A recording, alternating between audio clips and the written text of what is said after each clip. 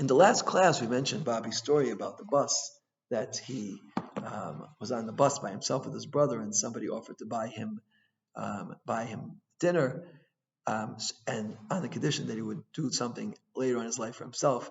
And the two incredible points that come out for there: number one, he believed, he helped, he did a great act of kindness to this person.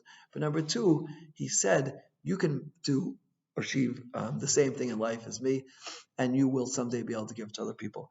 This is a classic example of sensitivity we're meant to have for other people. And one of the most important things in life is sensitivity. One of the most important things we can learn from our struggles, sensitivity. Why is that?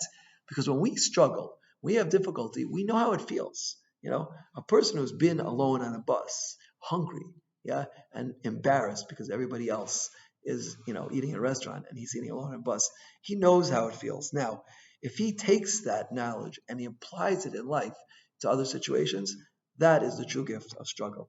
I want to talk now for a minute about the story of Joseph, the son of Jacob, right, who had the incredible difficult life. The story the Bible brings in Genesis of Joseph, the son of Jacob. Right, at 17, he was thrown in a pit. His brothers thought that he was trying to rebel against the kingship that was going to be given over to their brother Judah, and they throw him in a pit of scorpions, and he was sold into slavery. While he was a slave in Egypt, he was then framed for immorality and spent many years in jail. 13 years of his life, he was struggling and struggling and struggling, and he had many, many difficulties. One would think such a life would make a person hard and bitter, that everything he went through from then on, his relationships with people would be hard and bitter. He would talk very, very rough and this. But no, Joseph was the epitome of sensitivity. And we see time and time again, the Bible describes how he cried and how he was empathizing, how he was sympathetic, right? Over and over and again. He was an incredible leader. He saved the entire world from hunger. He developed a plan during the years of famine how to feed the entire world, and he fed the entire world. But despite that, despite everything he went through, then he was an incredible sensitive person. When he finally, his brothers confronted him, his brothers met him originally, and they didn't realize it was him, and he was very harsh to them because he had a certain plan of action. When he finally revealed to them himself, he revealed to them in a warm way. He didn't bear a grudge. Maybe a tiny, tiny drop of pain was still there, but he didn't bear a grudge. And he told them, this was not, you planned like this, but God meant differently. This is totally different than we had expected. And why was that? The reason is because Joseph understood the gift of struggle. That struggle is not an enemy. Struggle is a friend. And one of the greatest gifts that we can take from struggle is the ability to be sensitive to other people. If we had a hard life, right? If our parents treated us improperly, don't treat your children improperly. If our spouse treated you improperly, don't treat your spouse.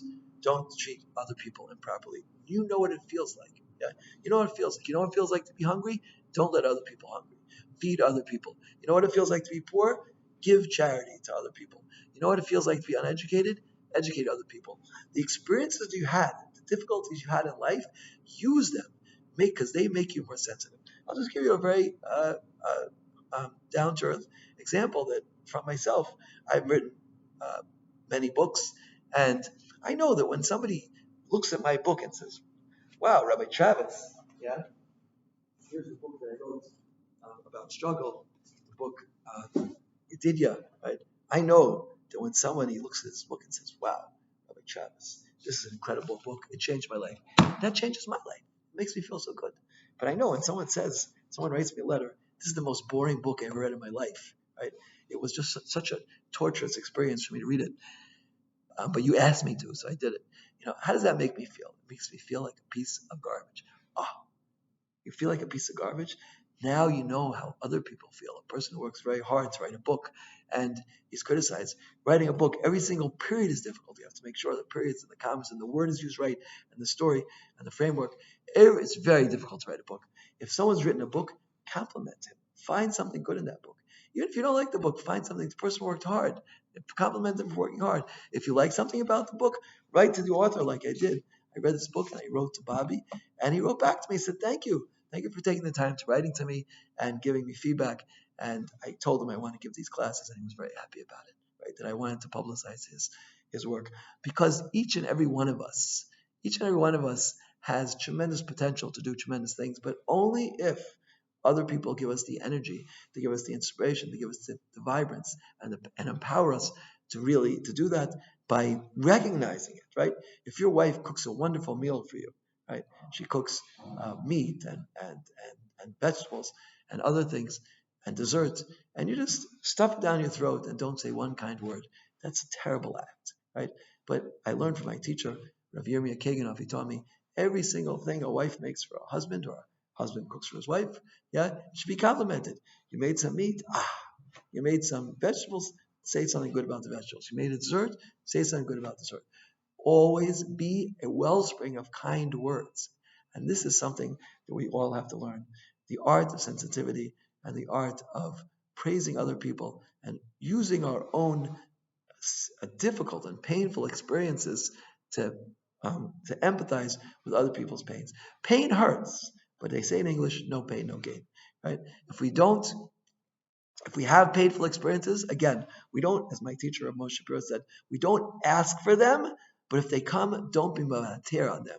Don't give them up, because each and one of them is so beautiful and so wonderful and so helpful and such an instructor from it. It's really a gift, right? We should all use the gift properly, understand it's a gift, and use it properly.